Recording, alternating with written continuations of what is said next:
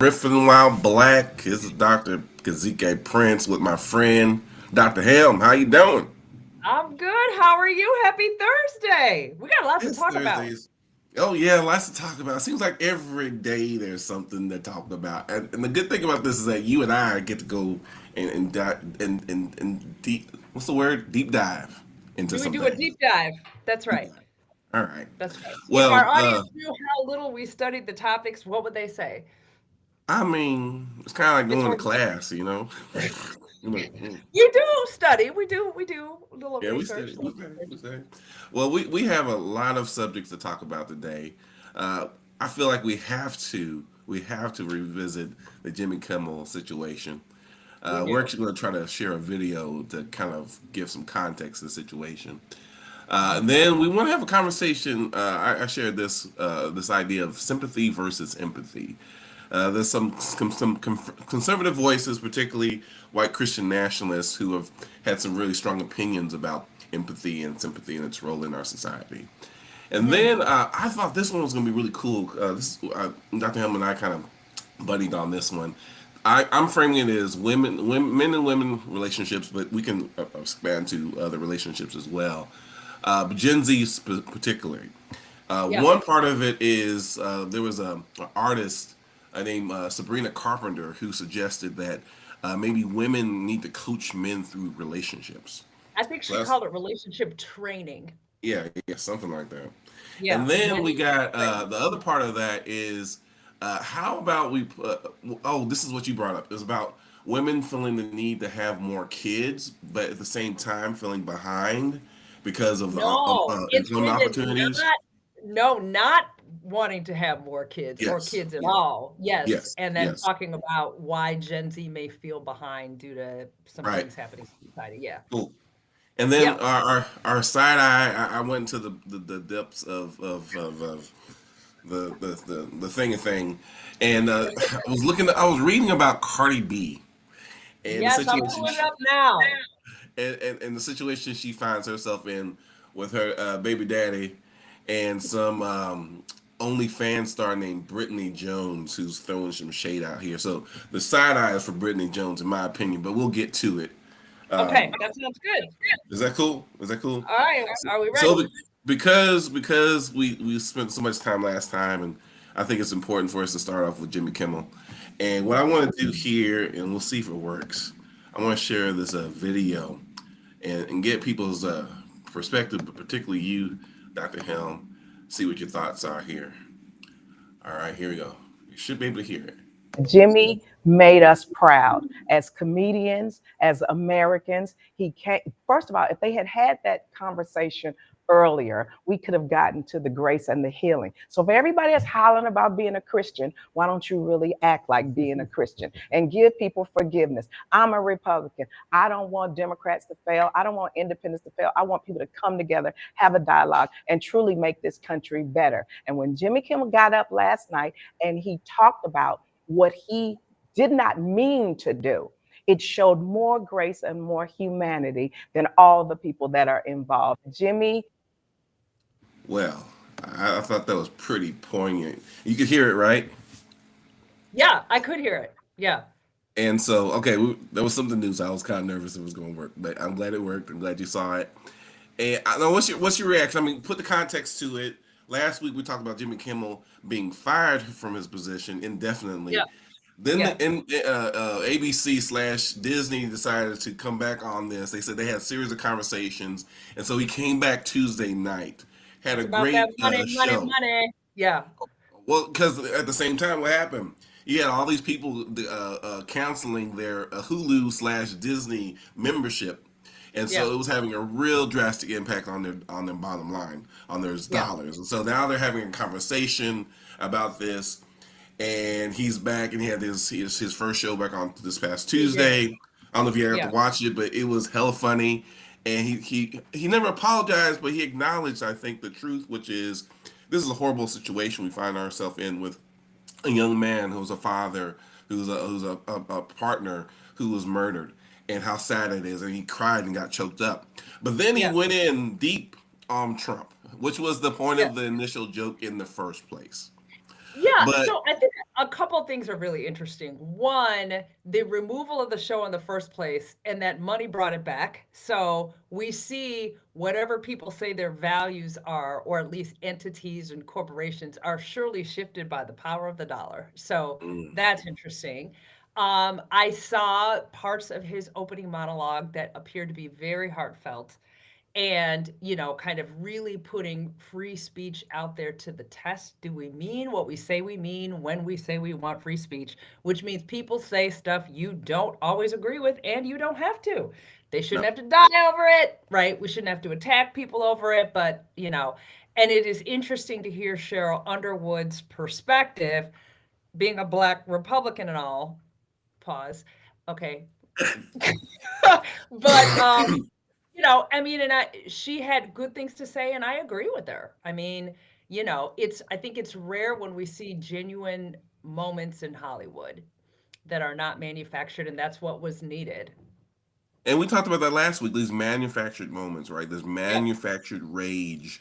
And I think what I really loved about Cheryl Underwood's commentary here is as a Christian, she was representing herself in two ways, I think. Well, probably more than two, but at least as a comedian, yeah, as a Republican, as a black woman, and as a Christian, is yeah, saying all this hubbub and this all this manufactured outrage there seems to yeah, be take us off the of what we really should be focusing on is real dialogue. Real yeah, dialogue. If people had real concerns about Jimmy Kimmel and what he had to say, someone should have come to him, whether it be the family or representatives of the family or politicians or whoever saying, "Hey, Jimmy, that didn't sit really right." And one of the things that Jimmy said, he said, "Look, again, I don't know if he really apologized, but he says, look, I understand this is a sensitive time, and even though I know I didn't make comments directly about him because I know how I feel about him, I can see how people could be yeah. misinterpreted or feel some kind of way about it, Sure. regardless." Yeah. Yeah. I mean, it was kind of a model in the skills that we are lacking in society now. How do you have dialogue with people who are different than you, right? How Hmm. do you hear people who don't believe as you believe? And so I thought it was very poignant, very heartfelt. And I hope that its meaning is not lost on people and that it lasts. So we're going to see. I hope so. I mean, we're gonna see, and I'll be honest. I mean, these are the kinds of things I'm looking for from like the Cheryl Underwoods of the world and other folks who are coming out. Whether it be the conflict in Gaza with Israel, whether it's the war in Ukraine, whether it's what's going on here in the States. Periodically, we see people coming out making really, I think, strong, balanced statements about kind of like, hey, this there's some really messed up things here, some fucked up shit going on here, and let's remind ourselves of the humanity of all of us involved here. I mean, Yeah. I'm Too little of that overgeneralizing. today. There's too I'm little sorry. of that. There's too little of that going on right now. Yeah, it is definitely too little of that. I forgot to do our I was going grounding to say, card. You like, cause you get what you doing? Moving straight to I the stuff. mean, Well, I'm gonna do this one. I think we've done this before, but I want to do it again because I think it gives us opportunity to mention someone else who's important to us. It says, okay. someone who loved me into being is blank. Someone who loved me into being is I blank. think my answer is going to be the same, and my parents did, both figuratively and literally. Hmm. I mean, all the things that they taught me, and how they loved. I was lucky; they loved me unconditionally, had high Hmm. standards for me, and so I think I hit the parent lottery. They are no longer with us, which especially allows me to appreciate them. But I hit the parent lottery, and I'm lucky. I'm gonna switch up because parents are for me they're easy ones and they make sense because they put so much sacrifice into our lives, right? But someone who I grew up with who was kind of like he was there the whole time was my younger brother, and he wasn't there the whole time. I've been in his life all his life, but it's not he wasn't born until I was damn near 5. Okay. But I feel like in his role in my life has been pretty instrumental because he's always kind of been there. He's always been a support. He's always brought his own personality. Lots of in my family, I'm kind of square, and he's more of the kind of lambastic. I don't want to say over the top, but lots of personality, kind of on the Yeah, loud side.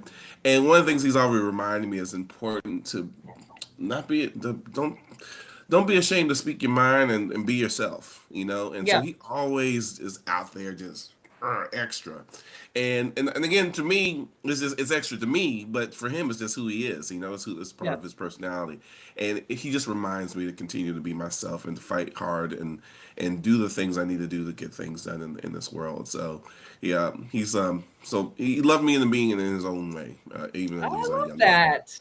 I love that. I love that.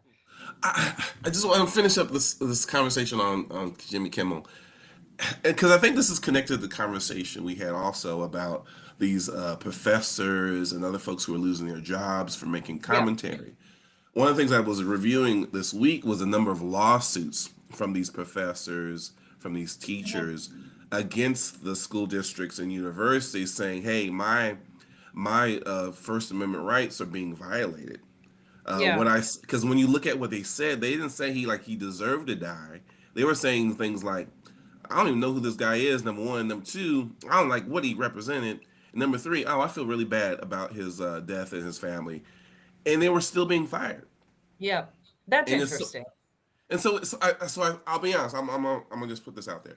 I assumed that they had said something that was kind of over the top, like he Right. deserved this. What should he expect when he says the things that he said? Yeah. And you find out and you read some of these things. It's actually the thing that's actually, I think, the most prominent thing, which is, man, it sucks that this happened. And bro, I don't like anything he represented. Yet they were Yeah. losing their jobs, and I don't know. I feel like that's a line that's being crossed as far as employers of firing Well, it's people. It seems we weird. are all free speech is challenged everywhere, right? And we're all for free speech until somebody we don't like or don't agree with starts talking, right? And Right. so I mean, I think we are in our country, we are in a battle for our values. We are in a battle for our values. And one of the values is, can you get along with people who are different than you and respect their belief system? And in some circles, it's no. So, What do you think that's about? Because it seems like the premise behind the freedom of speech is that we would have these kind of dialogues, but maybe the circumstances that we currently find ourselves in, where we just don't make room for that gray area, or we don't make room for that actual debate, mhm. it has to be one or the other, and there's no I room think for it's any about kind of in the I'm middle. right, you're wrong. I Mm. mean, most human beings think that their value system is the value system. Their God is the God. Their this is the right. And I don't know if we ever have created a safe space for people to have those kind of dialogues on a consistent and permanent basis. But I think that it's about, well, my values are the right values and yours are wrong. And it's now tied deeply and inherently to politics, It right? is. And It so is. it is like entrenched in religion and politics and who's right and who's wrong. And so it is really damaged free speech and the ability to have respectful dialogue with people who are different than you. Right. And we have to decide if, as a society, this is what we want, this is what the United States is about, or not. And I think we're battling over that right now. We sure are, and I think where we oftentimes won these when the final decision about what is free speech and what's not free speech is usually we use the courts to kind of support that. I think the Yeah. difference now, it feels like the courts are not as supportive of free speech as they've had in the past, or I don't know. It just seems different. There seems to be a qualitative difference on how freedom of speech is being handled today, particularly in spaces where people are losing their jobs. I mean, like with Yeah. the quickness. Yeah. Yeah. And I think that's in response to everything going on. Like, let's tramp it down. Don't get too loud. So, well, All right. Well, I think well, this is related to our next topic. I think sympathy versus empathy. I sent you a little bit of information. I don't know if you had an opportunity to kind did. of talk about that, but just to give context to it, there are some again white Christian nationalists, conservatives, who are coming out saying empathy is bad, that they're concerned that somehow it's being used to kind of keep people from fulfilling their fulfilling the things that they're supposed to do, and instead of so basically they're asking people to abandon empathy and Yeah. support sympathy as a way of dealing with situations. I want to And know why this is even a topic. Good Lord. well, I I mean, think it's a come on. topic for them. I think it's a topic for them because I think it gives them a rationale for continuing to do the harmful things that they've been doing, whether it's immigration, whether it's what's happening in educational systems, when it's cutting funding for USAID, AID. I think it's a justification because then they can rationalize that these are the best decisions we should make because they seem like the best decision, regardless of who it harms. So women, when they, we take their right to reproductive health away, and we force people who unfortunately are victims of incest having the child of their Yeah. father or uncle or something like that. That we're just, oh, you're being too empathetic. Well, I just think it's once again goes back to I'm right and you're wrong. My values are the right values to have. You can put a bow on it and call it sympathy versus empathy, but at the heart of it, it's I'm right, you're wrong, I'm in charge, you gonna do it this way. Hmm. Right. And maybe to an extent, um, maybe that's where we're at in society, regardless of who's in power. I'm right, you're wrong. And, we have really a long way to go to create spaces where we can actually learn from one another. It's not safe to do that right now. So you've It's got not sympathy, safe. empathy, and as therapists, obviously, right, we engage in empathy, which can be socialized. There's some controversy about whether it can be taught. Can you feel what other people feel, right? Mm-hmm. Can you imagine what it would be like to be them? And quite frankly, if you can, that's very healing for people. Mm-hmm. And that's one of the things that's missing, right? So, for example, I might have economic privilege, right, due to my educational background and multi generational folks going to school and all that kind of stuff. And I may never be able to touch the experience of somebody who doesn't have their next meal. But can I at least try to imagine what that might be like and have empathy for that experience? I can't live it, but I can really imagine what that's like and feel the weight of that and the humanity for the person going through those things. Well, and I think what at least what you make me think of is what are the skills that are necessary to build empathy, right? Because sympathy, by the definition I understand, is really you're understanding the situation, but you're not really seeing it from their perspective, right? Yeah. You're like, Oh, oh, it's almost like pity, sorry. Yeah, right? poor you. It's, Yeah. I'm so sorry for you, and that's I'm not saying there's no place for sympathy, but if you're trying to really understand where a person's coming from, it's really Yeah. understanding. I mean, it's going away from the golden rule to the platinum rule, which says I need to be in your shoes and understand where you're coming from and knowing what they want, not what you want. Right. And I Right. think that's the struggle that people have. And I'm not saying it's easy, but building the skills of empathy, particularly, not I'm not talking about strangers on the street. I'm talking about just in your family. I mean, I can't imagine Even being strangers married to on the some. street, would that be good too? Shoot. I mean, it sure would be, but I guess what I'm having a problem with is you're saying empathy has no place. Where does it play out in your relationship with your significant others, with your children, with your family, your extended family members? You got to have some empathy in there to make Well, the family work maybe well. that's different because it's your family. I don't know. Well, I don't know. that's an important distinction. Maybe some people make a rule saying I could do it for these folks, I could do it this for family. people who look like me or I'm related to or my people, but those people over there, which goes back to the whole thing that we've been talking about, humanity, Yeah, kindness. yeah. Yeah. Well, because there's now, and I know you know this, but you know, when you're dealing with someone who's very different than you on some level, whether it be race, gender, economic status, you name it, there's all kinds Yep. of reasons why you may not be able to connect with them because of the differences that you have. But that's why it's important to delve into getting to know someone because chances are there's some commonality there that you're ignoring, not paying attention to, you're not aware of, you haven't spent the time to get to know them. That's where the bridge happens in those But you have unaware to, commonalities. yep, but you have to value that in the first place. Exactly. You have to see them as So human, right? that's right. So I'm gonna do a switch change of topic, lighten the mood. Uh-huh. Do you want to do our relationship training topic? Oh, sure. Let's do that. Is that all right? Yeah, yeah, yeah. Let's do it. Okay. So you sent me an article on Sabrina Carpenter. I guess she had a breakup with her significant other and talked about how she trains the men that she is with. You laughing? Why are you laughing? I'm listening. I'm gonna be in a listening Okay. mode. So,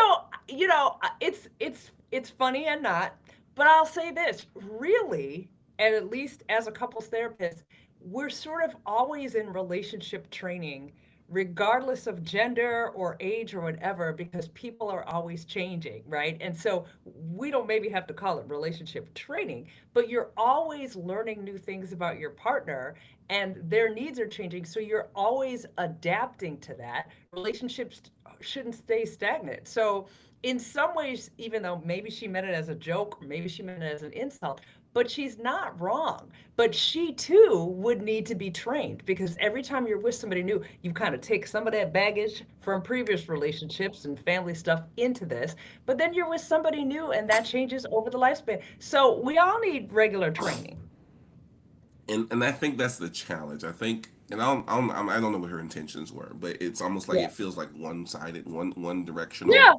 as Yeah. if it's not two directional, right? Because there's going to be some coaching for her as well. Because if you're in a new relationship with new personality, new needs, new whatever, they're going to need some coaching too. Like, and I've been in a relationship where I'm like, because it comes up sometimes, but I'm like, I'm a direct communicator. And if you're dealing Uh-huh. with someone who is a not indirect communicator, they're sending signals, right? They're going past me, right? And I'm like, I don't know what you saying. Say it plain. Are you coaching? Are you coaching your partners? I mean, you can call it coaching, but I'm trying to be like, I want to understand what's going on. And so I said, hey, I'm a direct communicator, so it would be really help me to tell me what your concern is, right? And because I'm not understanding what's going on here.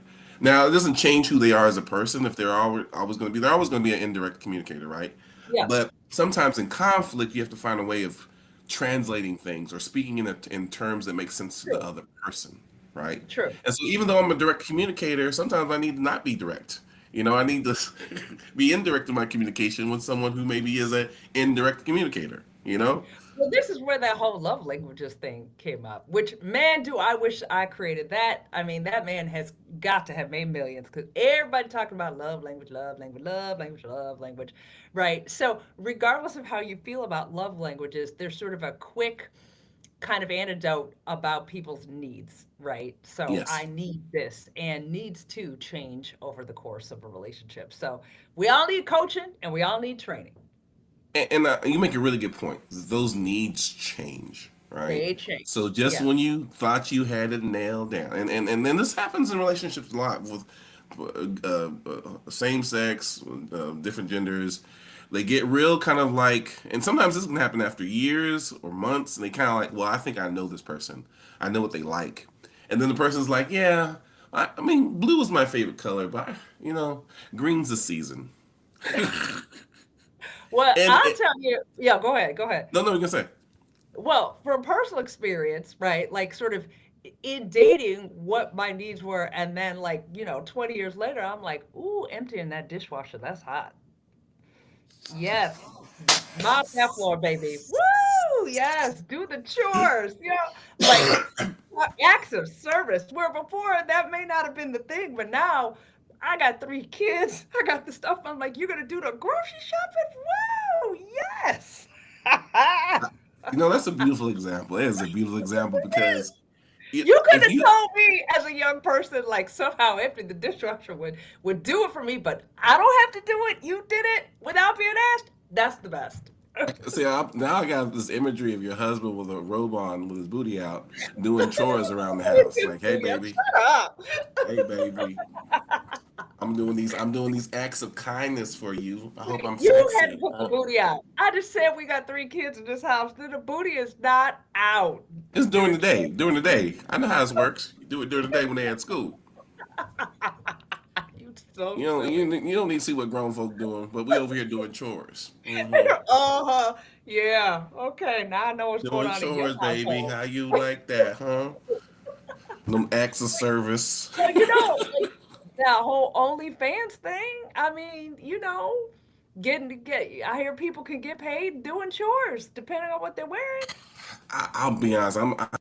I keep on thinking I shouldn't be surprised the things that come up sometimes, and I'm like, people pay money for that. I mean, and the thing is, we're not even talking about a lot of money. We're talking about $3 membership, monthly membership, $2 membership, but then it's How the do you know volume. how much the memberships are? I look them up. I'm like, what is this? What's going on? I mean, what is this? I mean, I'm totally like, what is this thing? And matter of Right. fact, amongst my friends, we were talking about maybe we should start our own OnlyFans and put our feet on the camera, just take pictures of our feet. Right here, my toes. Yeah, Do you I like? mean somebody might like middle-aged men toes. I don't know. I'm a little We're fearful talking to about find out who dad those people bods, and are. here's some dad toes. Is that a thing? Dad toes, I like don't dad know. bod, I dad don't know. toes. I don't know if Hope it's a not. thing. I hope I don't not. know. I don't want it to be a thing. I'm not starting it. But let's make sure we touch on the coaching because I agree with you. It goes both ways. It We does. call it coaching or not. It's communicating your needs to the other person, I agree. I agree. and we have to be okay with that. And again, the stereotype is men sometimes are not as good at communicating their needs well. Yeah. And you've seen this before. The mind reading that goes on in couples. Well, you Oh, for should sure. know that. You should know that, which is so silly. That doesn't work. That But doesn't work. what do you think that is? Because I've heard it a few times, particularly because If I'm a you psychologist. knew They think I me, should if know. you really knew me, you would know what I want. So I think in some ways it's a desire to be known and it's a test, right? Mm, That you just don't need to give your partner, right? Just tell them what you want. Okay, so years ago I had a client who like had a meltdown because her husband did not do Mother's Day the way she wanted to. And she mm. had all of these extravagant things she wanted. I said, "Well, did you tell him?" She goes, "No, he should know what I want." I said, "Well, you didn't get what you want, did you?" And she said, "I did not." I said, "Do you think he would have done it if you would have asked him?" She said, "Probably." And I said, "Then why didn't you ask him?" She said, "I didn't think about it." And I was like, "Girl, come on. Come on I now." get side And eye. you did not get what you want, right? So, sometimes it's best to be clear, but that's back to that relationship coaching thing. And I'll ask you one more question because there's Okay. a desire to somehow, like, if you knew me, if you understood me, you would know these things. And is it because they don't know them? I mean, I feel like they do know them, but it's like, did you really want me to do this? And it wasn't like this. An example you gave, it wasn't like he didn't do anything. He Right. did something. It wasn't what she was expecting. It wasn't what you wanted. So some of it is unmet expectations, right? But it is best to be clear about what you need and what you want and negotiate from there. If you don't ask, you certainly won't get. Stop Because I testing. can see someone saying, "Well, if I have to tell you what I want, it just kind of defeats the Well, purpose." then you're not going to get it. You're not going to get it. My whole thing is, right? Like we work on that. Like, come on, ask for what you want. Then both of you can feel empowered, right? When you ask and you receive, and then everybody feels good. Expectation met, as opposed to, well, Love I that. don't know, and Love that. maybe I'll give you a quiz on Tuesday at 3 o'clock, and you could, no, come on now. And sometimes not magical thinking, but sometimes you can. Like I'll give you an example. My son one time, Christmas, several Christmases ago, I didn't go out and tell him say, "Hey, I want this for Christmas," or I think we were actually doing Kwanzaa. So this is what I want. But we always do one simple gift, nothing too expensive. It's kind of how we do it. But I didn't tell him what I wanted. And to be honest, my kids ask me what I want, I'm like, I don't know. Whatever you get me is fine because that's how I Yeah, really feel. yeah, And so one year, my son got me this one of those speakers, one of those, L- um, the speakers, the wireless kind. And yeah. he pulled it out, and I looked at it, and I literally teared up because it's exactly what I wanted. Even though I didn't Oh, know that's what I was wanting or needing, but somehow he figured it out. And so so sweet. and so I guess what I'm saying is that sometimes not that you want people to read minds, but when Yeah, someone kind of does know you in some ways, it can sometimes yeah, work out. But if it doesn't work out, that's where the communication needs to come in to yeah. kind of But that was a fill the nice gap. surprise. Like you felt seen, I'm Oh imagining. yeah, totally. I mean, Yeah. my problem is I'm not used to anyone giving me gifts, and so when my Nobody son giving works you his butt gifts. off, it's a long story. That's I'm another not really good episode. with We can have to change compliments. that. Okay. I'm not good with compliments or gifts, but I'm getting better. I just nod my head. Thank you. Okay. Okay. Yes, there you go. Is it time for a call? But hey, let's touch on this one more topic about, and Okay, I before our want you card. to dig into it about women and kids and Gen Z. Say Oh more about yes. that. Yeah. Okay. So there's this push by our government. Our birth rates are low, and there's this push to encourage women of childbearing age to have more children, right? But we know that Gen Z, the job market is terrible for them.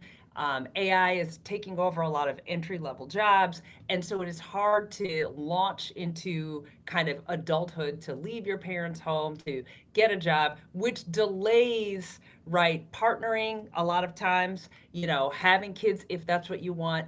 And I think a lot of women are talking about, do I really, and couples too, do I really want children? Do I, one, want to bring them in this world? Two, they're expensive and, I can't get myself off the ground. And they're right, they're expensive, right? And three, I think I'm okay being single by choice or childless by choice because I can have all of these things and not have to worry about taking care of somebody. So I think we're going to see some interesting things about the birth rates in the United States and fertility rates and sort of changing motherhood and womanhood and whatever that means. So it's interesting, but I think it's like, you're going to start seeing it with Gen Zers and you're going to start to see more and more and more with Alpha and whoever comes next. What you're talking about, I think, is really insightful because it is a big challenge. I'll tell you what my worry is. I Okay. think legitimately we have to Well, think die about the out. future of our country and stuff. But from this government, when they're asking the question of birthing more babies, my fear is that they're asking about how do we birth more white babies, and that's something that they're focused on. And that's actually part of the kind of agenda that's out there with some of these white nationalists because they feel like Mhm. whether it's Jews, black people, immigrants, they're crowding white folks out of jobs and Mhm. opportunity, right? And so we got to birth more white children so we can stake our claim on this land that was, gifted to us by God. And so Mhm. that's, I'm not saying that's everyone. I'm saying that there's an Yeah. element there. And do we need to have more babies? Yeah, but I don't know. I kind of like the idea Okay. of people choosing. Who's Well, taking I don't care know of if we them? really do. I don't know if we really do, especially with all these babies who are orphaned, who don't have I any mean, parents, and it's so I don't not know if we need more about, babies. right. I was going to say, it's not about having a baby. It's about taking care of that fully functioning human being for the course of their childhood into adulthood. So it's not about having a baby. Lots of people can have babies, but then how do you care for and buy into the lifelong commitment to this human being, right? So we talk about increase in birth rates, but what about childhood and adolescence and adulthood and those kinds of things? So limited Well, and view. you're right, because we can spend all day talking about birthing more babies, but if we don't Yeah. have a system in place to take care of children and young adults, Yeah. we're not doing our job, Yep. as a So society. daycare and all the, childcare and nutrition. I mean, it's a lot. You raised two. I'm Still still in the raising. trenches over here. It's a lot. It was a choice I made. I don't Mm-hmm. regret the choice, but damn, it's a lot. Damn, Damn, damn. yeah, it's a lot. and and maybe that's my frustration. I mean, again, we can have a debate about whether you do or not, and I'm glad some people are choosing not because it's like I wasn't really built for that, and that's cool. Yeah, But then that's let's real get cool. beyond just birthing babies. All right, let's how Correct. about we take care and nurture children versus just Correct. raising children, Yeah, right? because We I got a really lot don't of think our talk out there. society is not set up for being supportive of young families and just like sort of and this is a bit off topic, but as people care for aging parents and their elderly members, society is set up for that either. We're kind of like fend for yourself, y'all, right? And so people are disinclined, if that's a word. If not, I just Hmm. made it up, right? To some people are like, look, I'm not going to sign up for that. There's not a lot of support. So But see, now you remind me of my great grandmother who lived until she was 114, who said, oh once an adult, twice a child. And the reason I mention yeah, that because here we yeah, are neglecting the needs of our young people, our yep, children, yep, not taking care of them, not getting past just birthing these children and actually taking care of them, but also our yep, elderly yep. who are, who made their commitment, who've made their investment in our community, and we just abandon them and kind of throw them in the corner, right? Yep. Yep. And so unless you're in that secret sauce in the middle, Secret right now basically are going to be ignored by the society. And in other cultures, whether it be in some parts of Europe and Asia Yeah. and Africa, they do a much better job of meeting the needs of their young people and their elderly. But that's to me, I think my frustration about some of the topics we talked about today. There's our aspirational goals, right? Yeah. And there's what Yeah. we actually do. We talk about Well, freedom. We talk about all these grandiose ideas, but then when push comes to shove, we don't want to spend the money to take care of young people or take yeah. care of our elderly. Because it's a very collectivistic thing, right? Recognizing that, my care of you contributes something into the world, and it's We not all about me, sound like right? a And back communist. to Jimmy Kimmel, that was about them dollars. So, when the almighty dollar is the most important thing, and that is the what we bow down to, this is what you get. Yep. Power, money, greed, and people get left out. And so what? Hence the sympathy. There we go. We tied it all up. Okay, so we're now at the engagement card. I pulled one out for us to do. Uh, Okay. I always like to show the other side, Jim Bay. But this Okay. one is some ways I've benefited from my race are blank. Some ways I've benefited from my race are blank. Do you want me to go or you want to go? I'll go first real quick. Okay. Um, I'll be honest. I grew up having a lot of pride about my family, especially when we go to family reunions when I was a little kid. And you would see this, what felt like a sea of black folks, right? And we were doing all kinds of stuff. You had the engineer type person, you had the educator type, you had the hustler, you had the family oriented person, you had the single player type. But it was all these black folks doing all different kinds of things. Not all the things that you're always proud of, but mostly things Yeah. you felt really proud of. And that just made me feel really good about being a black person and the way we would cook our food and the music that we listened to. And so for me, the benefits is that sense of connection, and Yeah. particularly when things are difficult and you Yep. can lean on your family members and or friends or your chosen family, whatever it may be, and really, Yep. it doesn't mean you have to be black to do that. I'm not saying that. What I'm saying is that those are fundamental to my Sure. experience growing up as a black person, and that's kind of how I kind of relate to everyone that's around me, whether you're black or Yep. not.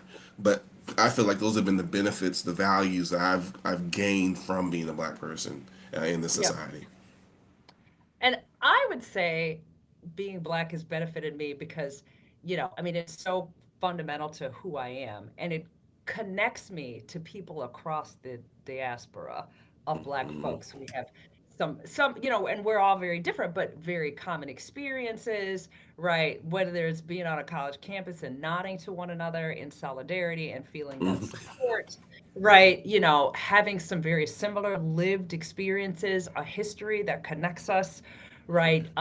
Being deeply entrenched culturally in what it means to be Black in the United States and comparing it to what it means. Like my husband is Black British, and we always were very interested because there are some very commonalities to being Black American and Black British, but then there are differences. And so it is the connection piece, a connection to history, a connection to survival, right? And finding ways to be comfortable in your own skin against a backdrop of a society that does not welcome you. And to Whew. do that, you have to really engage in self-love, um, and have a healthy racial identity. So Yeah. I like Ooh, it. I love that. Black. Thank you. Yes. I feel like I'm supposed to be doing this or something, or burning some sage. So thank you for sharing that. Is Okay, it? we Is got one it more.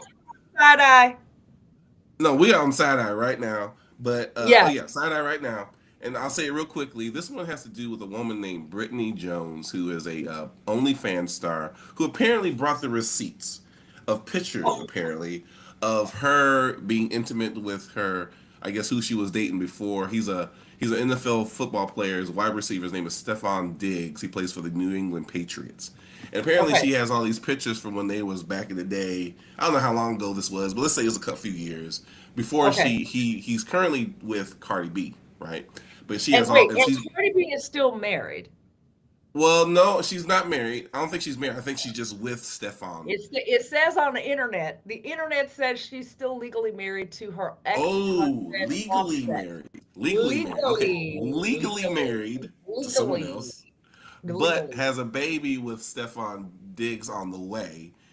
And Yes. then Brittany decided to pull out the receipts about what they were doing before. And this is how I felt. I mean, there's already enough I drama want to know more with about these receipts. when you're Go still ahead. married and you're getting with someone else and you're having a baby with this new person, right? That's enough drama by itself. But then here comes Brittany saying, "Look at these. Well, I was with your baby daddy," and I'm like, "Come on, why are you being messy like that?" Side eye. Because she's trying to get famous. Come on now. She trying to get famous. I didn't hear of her until you sent me like, we need to look at this. I was like, who? She trying to be famous. We know who Cardi B is. I don't know who Brittany so and so is. She trying to be famous. Okay, I was gonna do like this through my conch, my pimp conch, and be She like, trying "What to the be hell?" famous. She trying to be famous. And it worked because you put it as a topic and now I know who she is. So there you go. Yes, it did work. I She just hasn't had I a felt a no little fame. sympathy. I felt a little sympathy for Cardi B. I don't know her from a hole in the wall. Not really. I mean, she's a former dancer, let's say, and she's kind of had her comeuppance over the years, and she's a lot of personality. Uh-huh. But there's a part of me that with all the drama that she seems to be a part of, I would hope no one would just come in and just land grenades in their lives. But maybe that's just how You it is. side eye. Come on now. I mean, I don't know a whole lot about Cardi B, but I don't you think that some of this courts some of that? I mean, it definitely draws it in. I I mean, mean, it draws it in. I'm not saying she deserved it, she earned it. I'm not saying it, but it kind of draws it in, right? I And mean, I and mean, I mean. Okay, it does remind me of high school, the drama that would go on between people, yes, and yes, there's certain people who just gravitate like like a fly to a flame, and others, me, like no, give me no. all that. I'll watch it over there. I don't want to live in it. I'll watch it over there. But I think, you know, I think that, and I don't know because I am not famous. Good chances I won't ever be famous, right? But I think that if fame is your business, you always have to reinvent ways of being famous, and people do that through controversy. And so, Yeah, and that would be exhausting. And what I've heard from some people, some stories, you see documentaries about people, well, years later, they talk about how they would hide in their apartments or wouldn't go out ever because they were just so exhausted from the yeah, whatever fame and situations and circumstances, people following them. They just wanted to get away from everything. And so I personally think it would be exhausting, it but would be. clearly there's some people who like this and they thrive in these kind of situations. No judgment, it just isn't my thing. No, no, but it ain't like Cardi B gonna go get a job, catering or something. Like, so part of her job is her fame. Yes, it is. And I don't know if you heard, but Cardi B is she's doing voiceovers for the metro system in New York I City. did. They played it on the. I do still listen to the radio on the car every once in a while. Okay, but they played it on the radio. She's like, "Oh," I was like, "That's funny. It's kind of funny." Yeah, yeah, it's funny. Talk Cardi B getting announcing your stop. I mean, that's a good job. I kind of think that would be really cool. I wish they would have that here in Austin. I don't think they do I that. Though. I wish they have it in Chicago. That'd be real. They were like, who should we have from Chicago do it, right? And I was like, Common, Common? J Oh, Hud, Kanye? no, no, no, thank you, No, no, we no, might be mad after we get off that bus. yeah, All right, yeah, so let's do our last card. This is our okay. celebration card, just so folks see it. The other side says celebration. This is our wrap up for today. Something that feels unfinished to me is blank. Something that feels unfinished to me is blank. You want to go that one What? first? Yeah, can I say everything? Everything feels unfinished. I mean, everything feels unfinished, not in a bad way, but I think we're always striving for something, Yeah, right? Yeah. So I'm striving to get my kids to adulthood, right? I'm striving to finish my goals at work, So it a lot of things feel unfinished, and I think that's the nature of life in our world. you know what you remind me of. If you're familiar with the Myers Briggs, I know you are. I'm a ENTJ, and that J, that judgy part, it's not about judgment so much. It's more about liking things nicely tied nice, no loose ends, but everything kind of done, right? And so Yeah, sometimes the negative of that is you prematurely end things. true. And the reason I mention that now is because I have to recognize in myself how sometimes uncomfortable I am with things being unfinished. I want them to be done. Mhm. I want them to be completed, and so I can move Yeah, on to something else and not think about it. But there's a place for things being unfinished because the truth is, like you said, most things aren't. that's right. And so if they're That's right. not We are unfinished, you always have to be in the comfortable. process of becoming. Sorry, I didn't mean to interrupt you. No, no, no. We can Yeah, say it. yeah. We're always in the process of becoming. Yes, yes. And so, so I think about Jimmy Kimmel. I think about all this stuff with Cardi B, and everything we talked about is definitely unfinished. But it'd be It is. nice if Jimmy Kimmel could just move on with the rest of his career, and we don't have to hear about this. But the way Trump is talking, he's trying to come after him and every other late night entertainment person. So we'll Okay. see. With We'll that see. said, riffing while black, two minds, one vibe, with a little bit of side eye. With an occasional side eye. That's right. And Occasional until side eye. next week, my friend. See you later. All right. Okay. Take care. Bye. Okay. Bye.